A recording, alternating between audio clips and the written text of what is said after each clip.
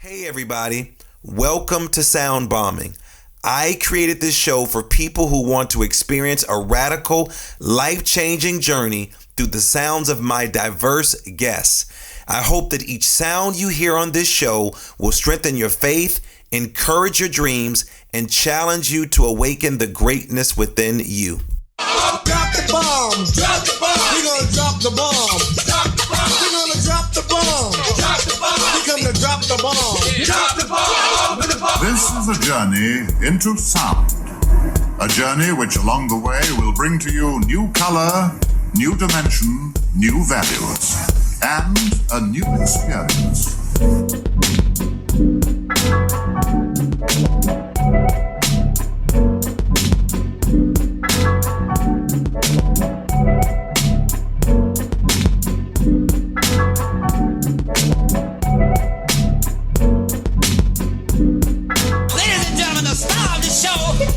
Lamar Darnell Shields.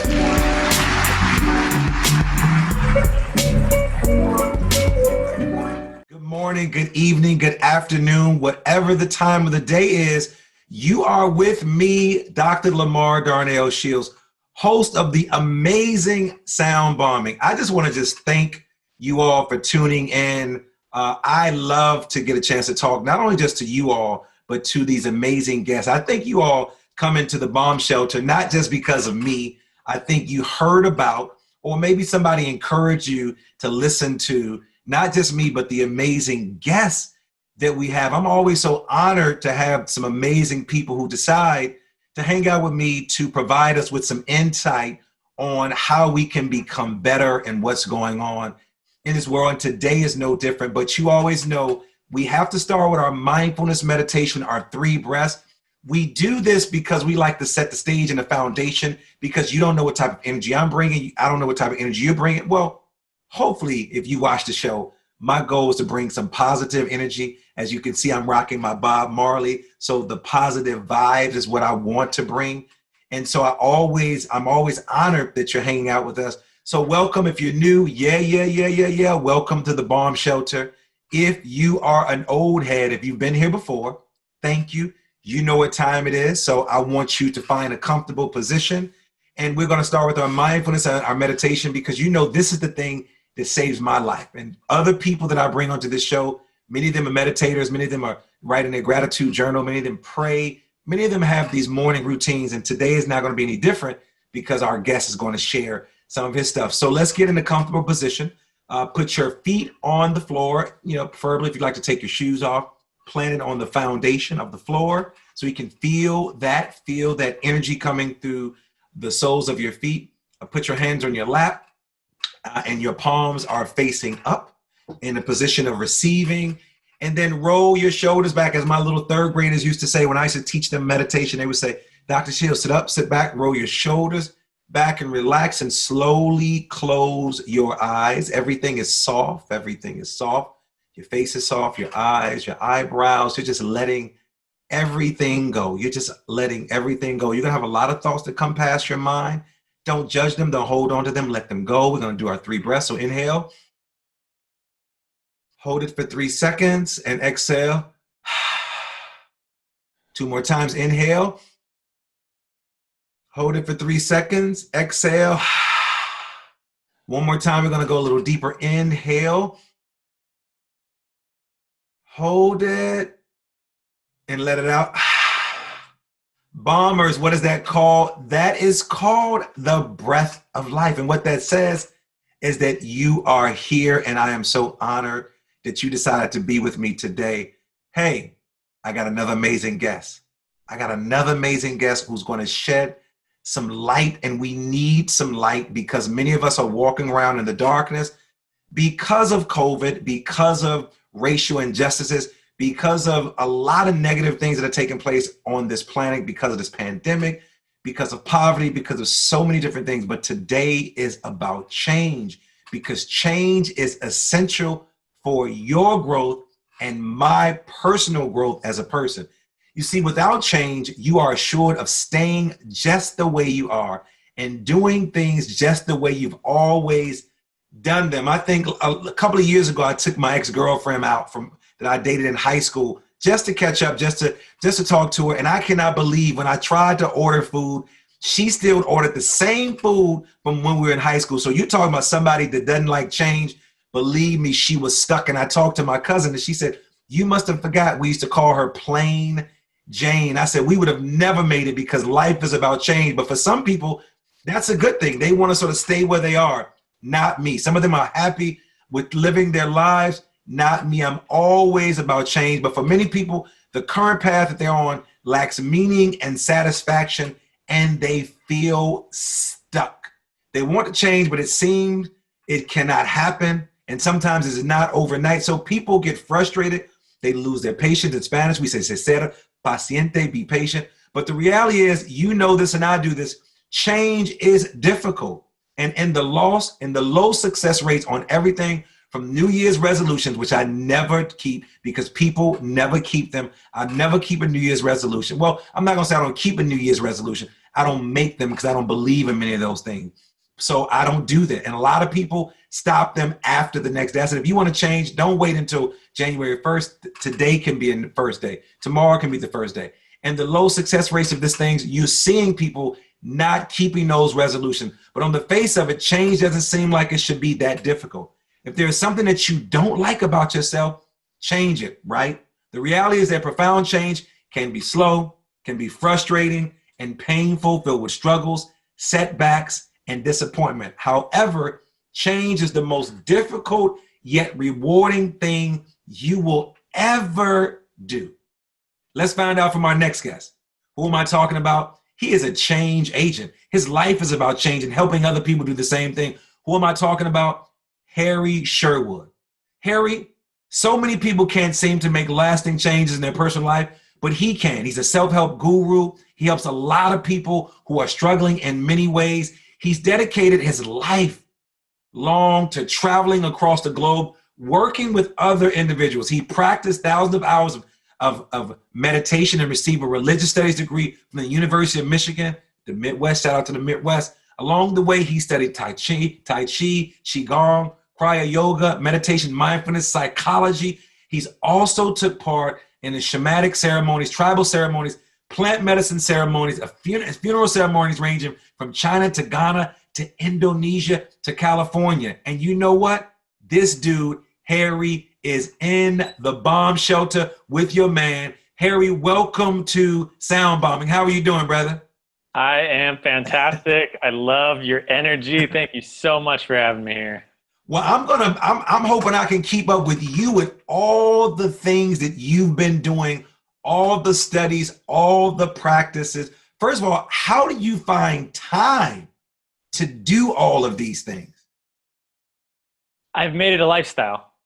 I like that. It's no longer separate from work, from relationships, from health. They're all the same thing now. And so everything I do is of purpose, is on purpose, is all a part of, you know, my spiritual life, my emotional life, my mental life, and my physical life.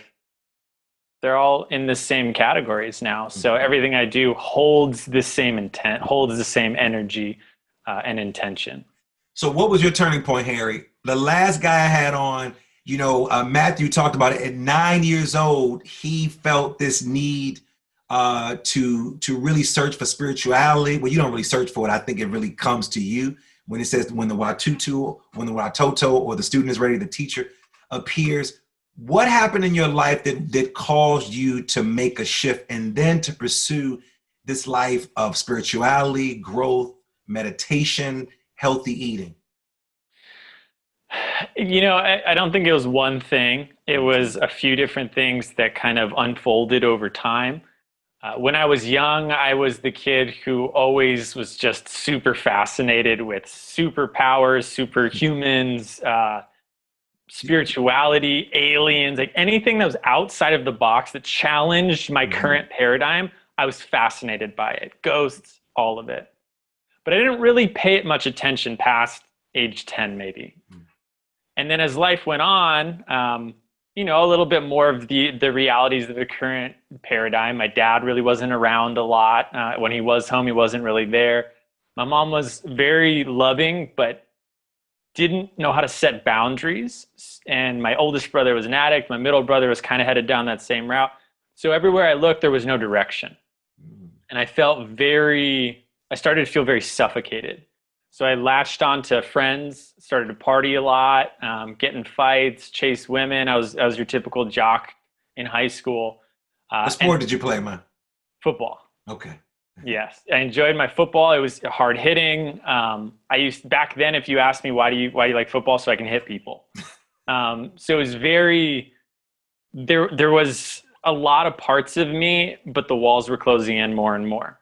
And then finally, when I graduated high school, I felt like I was wasting my time. I felt like I wasn't honoring something inside of me.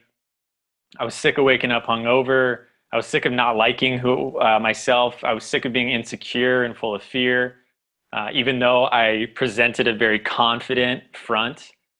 And then at age 19, I started to learn about meditation. And I learned about specifically yogic meditation by Paramahansa Yogananda, who came over from India in 1920, founded Self-Realization Fellowship. And I went in, and he had a pamphlet. There was a pamphlet there in the temple area that said undreamed of possibilities. I remember thinking, I can dream of a lot. So this sounds really good. If there's stuff I can't even think of that's so wonderful that I can't even dream up. And so it started to present itself as a potential answer, but I started meditating, and it wasn't really, I mean, it was great, but it wasn't what I thought it was going to be. I thought I was going to be enlightened in 7 hours and be floating in clouds. And that's from watching all them cartoons, X-Men and all, and Doctor Strange and all. You meet somebody, and enlightenment happens like ta-da, that fast. And which is why I really appreciated what you said earlier, which is change. Sometimes it's slow, sometimes it's challenging, sometimes it'll test you to your limits, but there's nothing more worth it. And that's what I started to see a little bit, which is that mixed with a couple of other, I was still floating in the partying world, drinking, and then kind of wanting to create this new lifestyle. And they just kept conflicting until I reached this point where it was like, I got to get out of here. I literally have to leave. So I wound up going to China and then started my spiritual quest. And of course, I can get into that entire journey. But to get me there, it was a mixture of this inner spirit that loved the unknown, that was fascinated by the unknown, and then the feeling of being suffocated by really my lifestyle and the Western culture that made me just have to get out of there and follow that spiritual calling. So I hear you say you were a jock, you were very popular, you were hanging out, as the young people said, turning up, getting lit, doing you, Harry, having a great time. What were you, before we get into the work that you started to do on yourself, what were your peers and your family saying about you when they saw this transformation? Because I know when I became a vegan, my hashtag is meat free since '93, and I stole it from a restaurant in Chicago that I love. Shout out to them in Chicago. It's called Chicago Diners, meat free since '83. And I'm like you, it's a lifestyle. This is the lifestyle I chose. But again, I remember my boys, it was this vegan restaurant. It was called Soul Vegetarian. I love it, still in Chicago. I mean, you eating grass, you do, all the type of stuff that you would do if you were still you as a jock, like, oh, you hit like this, you do all of those things. Now it's different. How did they receive you as this person who started to change right in front of their eyes? And then how did you then respond to the things that they were saying about you? Yeah. A lot of them thought I was crazy, just flat out crazy. It's a fad. Oh, you'll get over it. We know. Yeah. Just a lot of judgment, and not, some of it was harsh. Some of it was just like, oh, he just doesn't know what he's doing. There's another thing he's going through. He has to go through it. Some of them are like, what is he doing? He's losing his mind. I remember, telling one guy, I was like, oh yeah, I'm going to do this. And he looked at me as like with no understanding in his eyes and just said, why? Like, there was just like, that was the dumbest thing I'd ever heard. Why would you do that? And so there was a lot of resistance to it, especially since I was really close with a lot of my friends, which made it hard, quite frankly. It made it really hard. It made me question and doubt myself a lot along the way, but it was more painful not to. It was more painful to stay the same and to not change. So fortunately, I had that. I had that drive that I can't not do something. I can't keep living this way. But yeah, it was met with immense resistance. My parents, this is funny. My parents were outwardly supportive, which was nice. But years later, they told me, because I almost became a monk, and that's a part of the story, is I almost went and lived in the ashram for the rest of my life. And they both were outwardly supportive, but then when I didn't make that decision, they both told me, I'm so glad you didn't do that. And I'm like, oh, okay, interesting. So what you're saying and what you actually want are two different things. But I honored that, that number one, they shared that with me. Number two, but they supported me outwardly at least, which was nice. So talk to me about your trip to China. I've never been to China. I've been, around Asia. I've done business with China.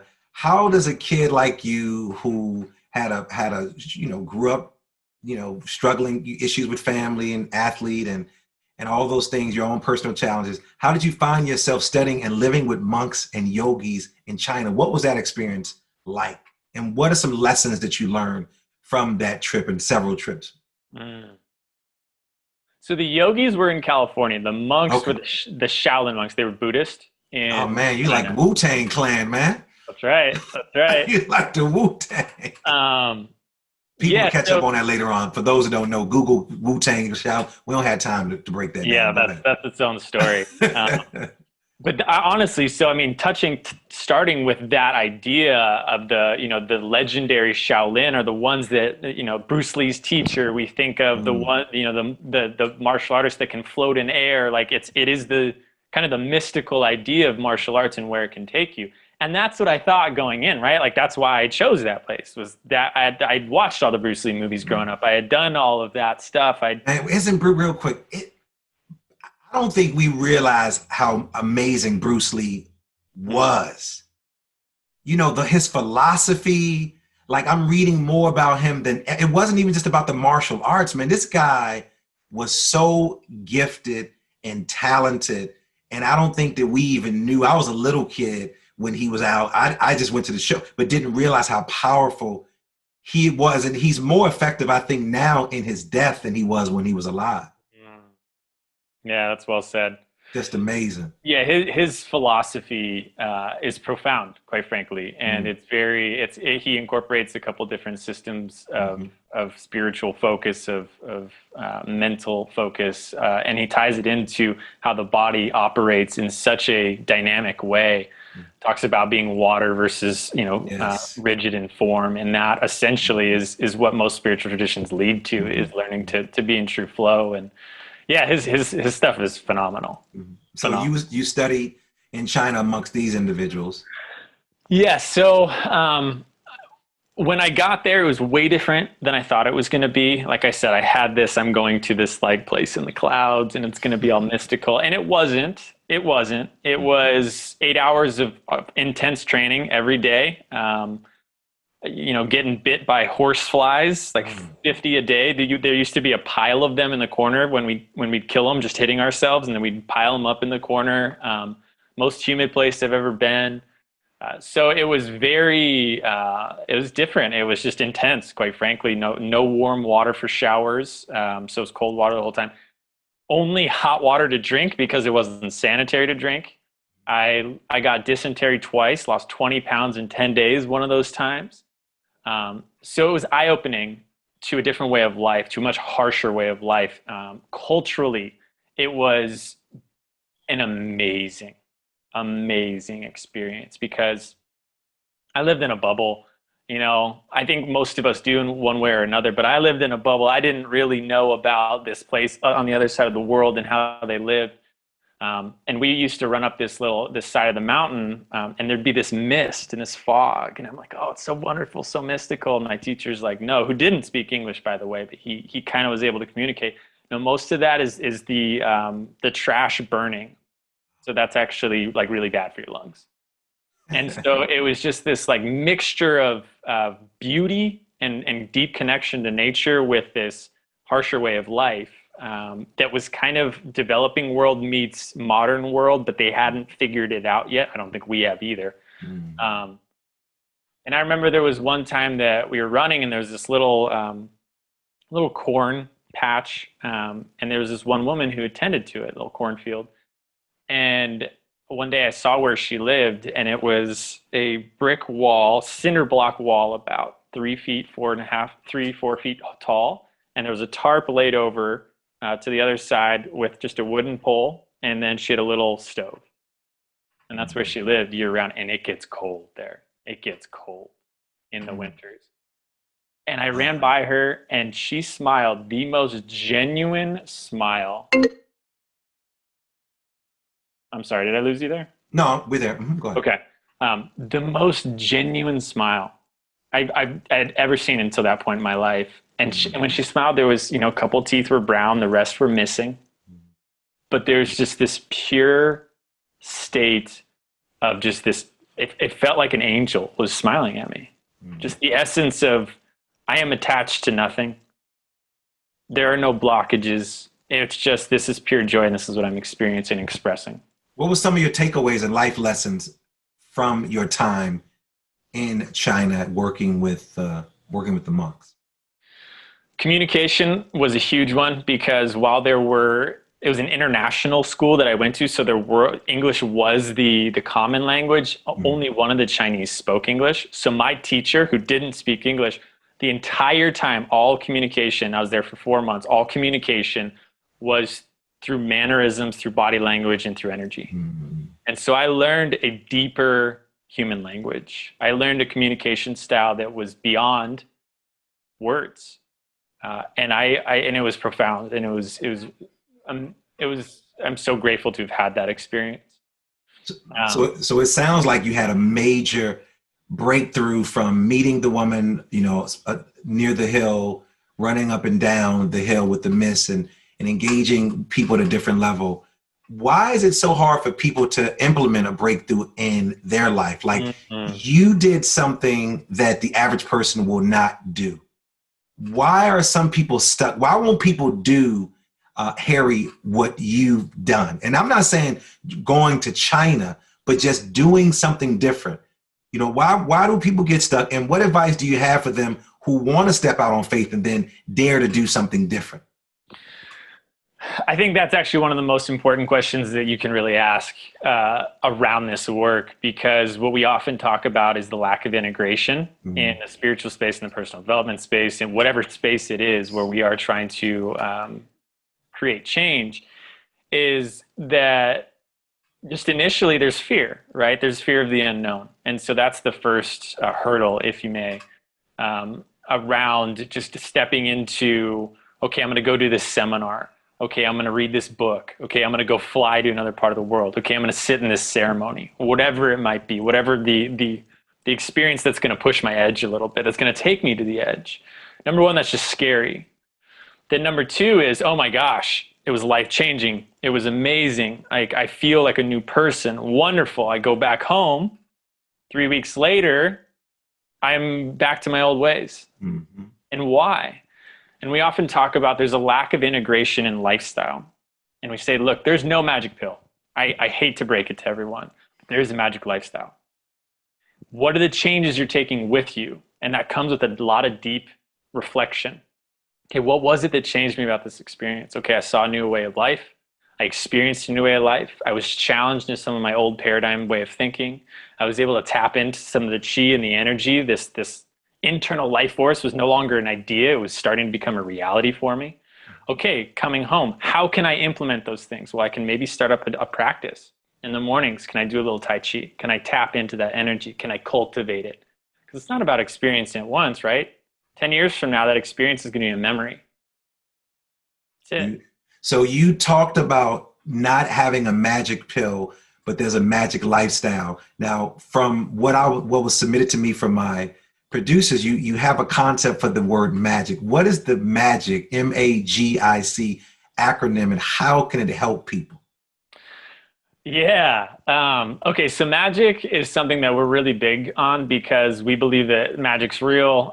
Just the magic of a sunset, a sunrise, an authentic conversation, to the deeper aspects of what if. What if there is something more? What if that as humans, we haven't even gotten close to our potential? So we believe in magic through and through. And a part of that has to do with this magic acronym. This is how we started to create magic in our lives. And the M is make a commitment to evolve. And that starts with, am I committed to this change that you were talking about? Because it's easy to have an idea, I want to change. But when you start walking the road, you realize it's kind of rocky. It's got twists and turns. It gets steep. There's some stuff along the way, to put it nicely. So can I commit to this? Can I commit to my evolution? A is accept who you are. One of the biggest challenges across the board we see with people is that in one way or another, they reject, resist, or judge themselves. This part of myself isn't okay. And this is a part of, this is a part of the developmental process, right? When we're born, we have to survive. That's the name of the game, is biological entity. We have to survive. And in order to do that, we have to adapt to our caregiver's environment. And so as part of that is, when I cry, I get milk. When I do this, I get punished. So we start to categorize and we start to create this mask. And this mask says, okay, this fits. I'm accepted with this. I'm taken care of with this. I survive with these actions. So I'm going to create this way of being. And anything that doesn't fit that, guess what? It's going to get shoved down. And Jung called this the shadow. And so along the way, a lot of people keep resisting their shadow. They keep resisting all the stuff that doesn't fit being a good person in society. It doesn't fit being a good person in their community, in their family, whatever it might be. And so can we accept this part? Can we accept the bloopers? Can we accept all the darkness that we have? It's not always about overcoming. It's about, hey, can I just recognize that it's there? Can I be okay with that? And that's very challenging for people. That's a lot of the work. G, get rid of what's no longer serving you. A lot of stuff we do in our lives, habits, ways of thinking, belief systems, they don't serve us. They might have at one point, and that's okay. Once again, it's not about making them wrong. It's about recognizing and reflecting, is this still serving me? And then if possible, make change. And if we can't do it on our own, can we find someone to help us? I is impact what matters. We all care about something. And if we all took action on that thing we actually care about, and I mean big action, the world would be a totally different place. A totally different place. So this isn't just about us. This is about reaching our communities. It's about reaching the global community. It's about making real shift. You talked about being vegan. I'm vegan as well. We teach plant-based nutrition. The amount of impact environmentally that one vegan makes is profound, let alone 100 vegans or 1,000 vegans. So that's making real change. We're impacting the animals, the environment, the people, ourselves. It's making change. So impact what matters, but find out what matters to you, right? We have to know what matters to us first. And then C is clean up your health. You know, we say being on point nutritionally, learning to manage stress and gaining some emotional and mental resilience are incredibly impactful along our journey. And they might not be the thing that gets us to the top of the mountain. They're going to aid us along there. It might not be the thing that gets us there, but they will be the thing that stops us from getting there. Mm-hmm. If I'm eating pizza and cake every day and I feel like, you know what? That's probably one of the reasons, right? The inflammation that's causing my body in my brain. We know that that's one of the causes of mental illness nowadays. You know, there's no secrets. There are still secrets and there's misinformation everywhere, but as much as we can we clean up our physical, mental, emotional, and spiritual health? And if we're able to apply all those, which is a lot, right? Like it's a lifestyle, magic starts to enter. And we start to care. And we start to experience deeper levels of joy and connection. Or at least I can speak for myself than I ever had before. I like how you incorporate holistic health and plant-based nutrition, and you realize that they play on one another. You know, this whole concept, you are what you eat, that fuel that you sort of put in your body. Talk to me about, you shared a little bit about your plant-based nutrition. Sort of why did you choose that? And then define to me what holistic health is to you, and how do you then utilize that to fuel your own passions? Because I know when I'm not eating right, like, you know, every now and then, because I'll tell people all the time, you know, Harry, that everything in a health food store is not healthy. Be very clear. Everything that's in Whole Foods, Trader Joe's, is not. So you have to be mindful of the fuels and food that you're putting in your body. Talk to me about nutrition and your connection to it, and then also just about holistic health? Mm.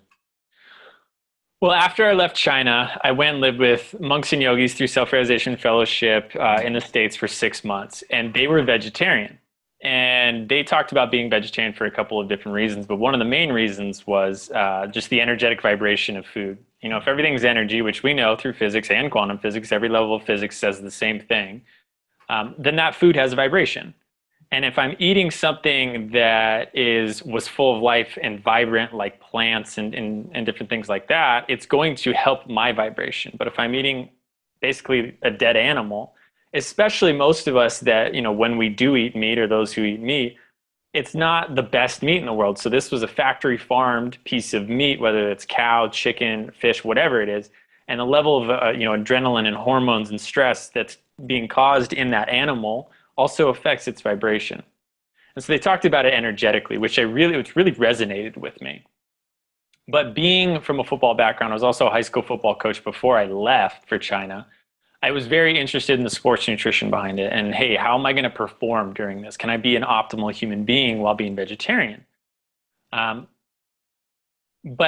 I hadn't really done the research. So I went to school, got my religious studies degree. I was vegetarian that whole time. I went back to the ashram a second time for 5 months. You know, I still stuck to it. But when I left that second time, I said, all right, I really want to do the research here. And that's when I dove in, got a sports nutrition certification. I started sports performance coaching again. And I learned about plant-based nutrition. And I learned that if you do it the right way, it's actually one of the most optimal ways of eating nutritionally, let alone for all the other, you know, environmental and other reasons that are really impactful in the area, which I loved. It made sense to me. I wanted to do it. So more or less since about 2015, I've been plant-based. There was about a year in there off and on that I was still tailoring. But more or less since then, I have been plant-based, and it's phenomenal. I've never felt better. It's it touches on every level of who I am. I love it too, man. I'm very creative. I used to creative making new dishes. When I'm traveling across the country, which I'm not doing now because of COVID, people used to really, they were intrigued by me looking for vegan foods throughout my travels. They'd be like, oh, you're in New Orleans, you're not going to find anything there. Oh, you're in Mississippi, you're not going to. So people were intrigued when I would find those different types of foods. What are some of the myths about plant-based nutrition? Some things that people are saying to you that have no experience. So it's interesting. What I've discovered, Harry, some of the most unhealthy people want to give you health advice. That's what was amazing. Aren't they? Some of the most unhealthy people, they want to give you that. And then they talk about you. Oh, there you go eating this and doing this. But then when it's the cold and flu season, now golden seal. Now what is your remedy that you take, and why are you taking turmeric and sea moss, and why are you doing? But they're not letting anybody else know. Then they go around bragging that they're doing. What are some of those myths out there about plant-based nutrition? Well, I like where you started with, you know, some people who don't necessarily know a lot about nutrition want to give us advice because of the general held consensus, or general, I wouldn't even say consensus, idea of what's healthy, which is meat in a diet. But with the vast majority of vegans or plant-based eaters I've met are far more educated because they have to be. Because we live in a world where we think it's not healthy. So we have to go and do the research. We have to look into the different phytonutrients and vitamins and minerals and the protein, content. And are we getting the full, amino acid chain and yada, yada, yada. We have to learn this stuff. And it turns out that, the deficiencies that you see in plant-based eaters, you see them in meat eaters also. It's just in slightly different amounts, and it's disproportionate. So the biggest myths I see is, where do you get your protein from? That's a huge question I get all the time. Where do you get your protein from? How do you know you're getting enough? You're going to be deficient, especially in things like B12, vitamin D3. So the deficiency of vitamins and minerals comments. And then you're just never going to be as strong. You're never going to perform at as high of a level as a meat eater or an omnivore. And all three of those at this point, there's just been more and more and more and more and more research done to where, like, I honestly don't even argue with it as much anymore. I just say, and it's so funny, Harry. I used to get caught up in those debates. I don't food shame people. I don't get caught up in those debates or arguments unless I think we are quote unquote equally yoked. But having conversations with people about diet and health, I just don't. My big concern is really the nature of health with individuals, in particular people of color. When you're looking at the COVID pandemic and, folks, two communities I represent, African American and Latino community, you're seeing a higher rate of deaths when it comes to COVID. And we know because of poverty, lack of education, lack of health care. But I've always been concerned with health. Like if I can go back to school, which I can, but I'm not taking on any more debt, I would probably go back to become a holistic health practitioner. I have my own person that I see, but I'm really concerned because I know that there's a direct connection. Like we know there's a direct connection with our thoughts and our actions, but there's also a direct connection with what we put in our body and how we behave and how we engage one another and the things that we say to one another, the negative things. And so I'm always concerned about that. And it's interesting, non-meat eaters will eat. Like when I cook a meal, they'll come in and they'll eat. If all their food is gone, then they want to eat the vegan food. It's funny. I remember Questlove, the hip hop artist who's a part of the Roots, the hip hop group Roots.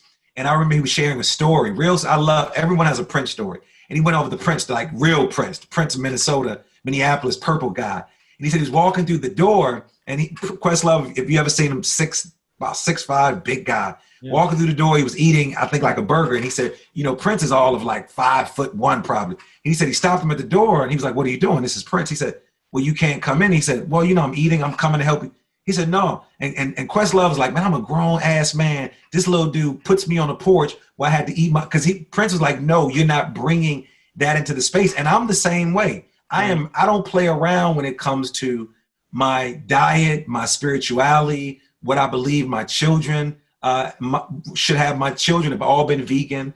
I tell them as they get old, I don't know what they eat behind my back, but I've never given them any food. Once you get old, I don't know what the ham sandwich they're actually doing. Right. But they weren't raised on any of that. And people say stuff like this, Harry, "Why are you depriving those kids? You're not giving them milk." And then here's another one. And if you don't know, in the African American community, but when it comes to food is unhealthy. Let me just tell you, it's not. You ate this and your mother ate. Yeah, and that's why many of them have every disease, sickness. And I can die quicker than anybody else, but it's the lifestyle that I have. And I think that is very, very important. Speaking of lifestyle and speaking of a group of people who we say have it all together, you are a millennial, whatever that means. I hate all those titles. As a millennial, what are your thoughts on the current outlook of millennials feeling entitled and lazy? That's something that we hear. And then how have you supported millennials to take control of their lives and step into passion and purpose as you have?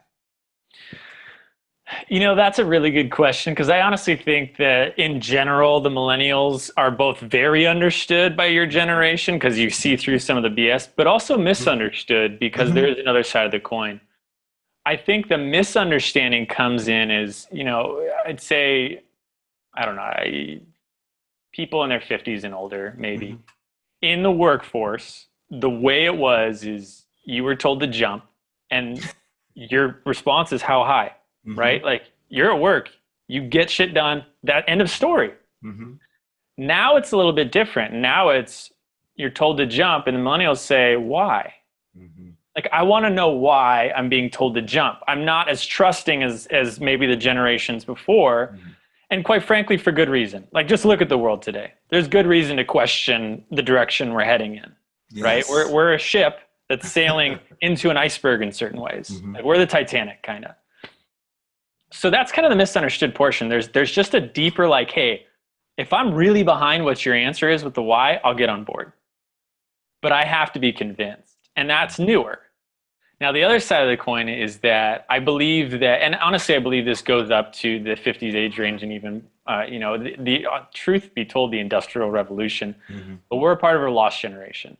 We're a part of a generation where true mentoring, and this goes for men and women, but specifically men, true mentoring around what it means to be an adult, what it means to go through life living and experiencing, whether it's harsh reality or not, but actually finding out who you are through walking it, through changing, through what it really, like, hey, change doesn't, it's the magic pill versus the magic lifestyle. Like, hey, walk the path, get your scrapes, fall down on your face, get back up 20 different times, and be mentored and showed how to do that so that I can be a truly self-sufficient human being, I think isn't something, I think it's far more rare nowadays, where we see the kids, the peers guiding peers versus the mentor or the caregiver actually guiding the children. So there's a huge lack of mentoring. And peers leading peers is blind leading the blind. I mean, it's the blind leading blind. That's what I had. And I felt so freaking lost. But I acted like I knew everything. Millennials, right? It's deep insecurity. It's deep naivete. And how are you engaging them with your work? So it's honestly, it's a part of this process. It's a lot of, some of it looks like it's mentoring, some of it's the life coaching, but it has to do with, all right, let's do the stuff that I know that you feel like you know how to do, but you probably don't. Like, let's learn how to do laundry. Let's learn how to set a schedule. Let's learn how to do shit you don't want to do. And do it to a point where it's no longer okay. It's like, okay, this is just part of my life, right? And it's learning to walk the steps of what it means to be an adult. And what we often tell them is, look, the only difference between being an adult and being a child is when you're an adult, you set your own boundaries. When you're a child, you have someone else set them for you. And you realize how difficult it can be to set boundaries and to follow them when you don't have someone making you do it. Well said. Harry, what do you know for sure, for certain? What do you know for certain? Oh, man.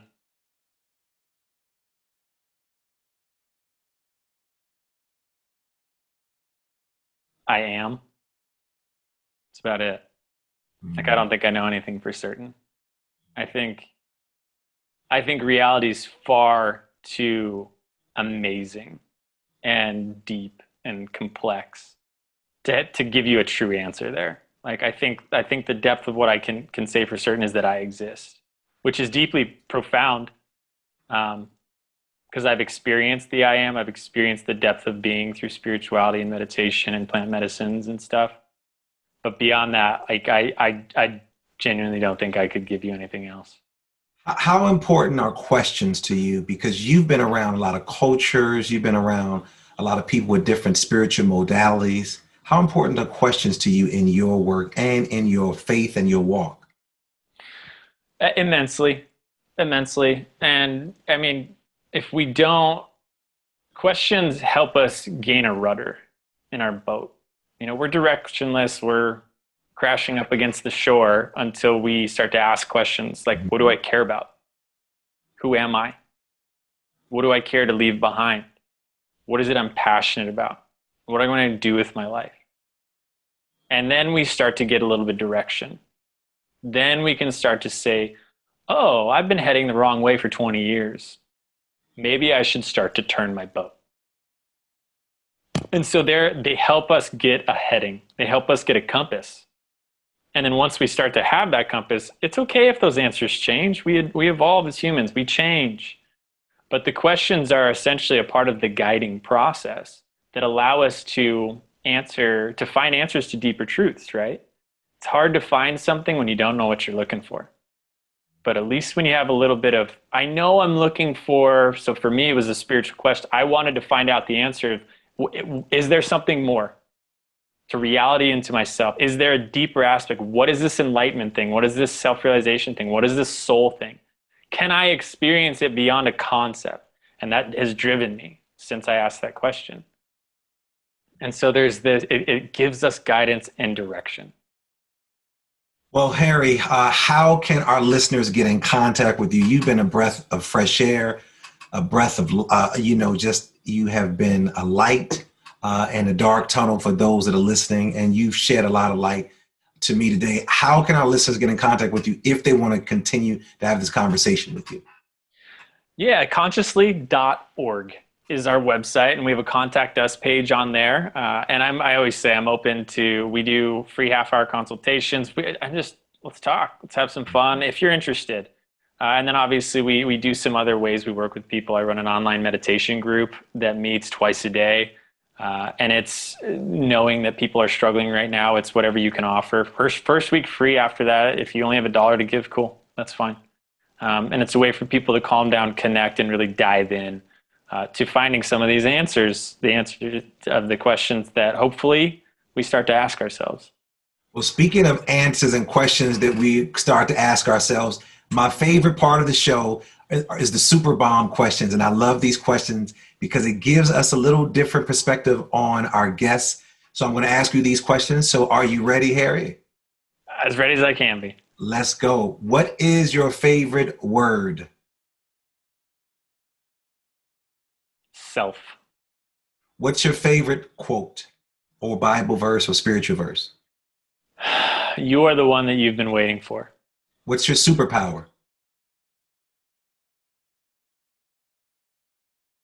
My ability to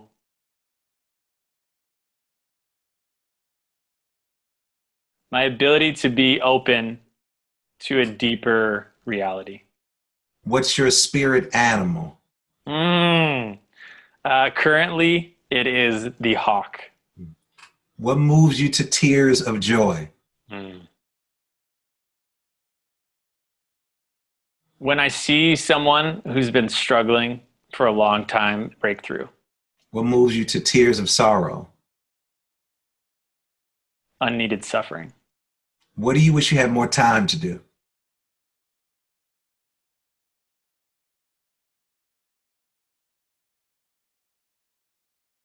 I feel like I spend my time pretty wisely.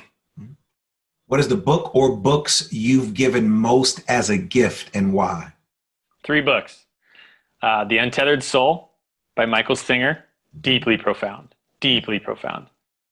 Illusions by Richard Bach. If you want to look at a different way of life through story form, that's super easy read. That's a good one. And then Becoming Supernatural by Dr. Joe Dispenza. And I love Joe, man. I saw Joe and Tom Bilyeu's show Impact Theory, and I was like, yes, I've used a lot of his stuff in many of my retreats. Love it. I love it. Yes. Yes. Great. His book speaks for itself. It's phenomenal. Great books. If you were in the Mr. America talent competition, what would your talent be? Oh, that's good. I don't know. Being able to sit still for a long time. Being able to sit still like you've been doing. Well, Harry Sherwood, thank you for joining me in the bomb shelter. You were amazing. You were everything that I expected. I told you, Sound Bombers, that you were in for a treat. So you need to rewind and start it all over again. I'm sure you took notes, put it on slow so you can pick up on everything he says. Go to his website, check out his free courses that he's offering. You know, Harry, thank you for joining me today.